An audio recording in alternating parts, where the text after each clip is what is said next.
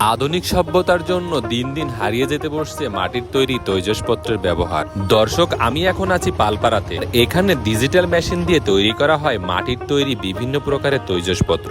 তো দর্শক, আজকে আপনাদেরকে দেখাবো ডিজিটাল মেশিন দিয়ে কিভাবে মাটির তৈরি বাটি এবং দইয়ের বাটি তৈরি করা হয়।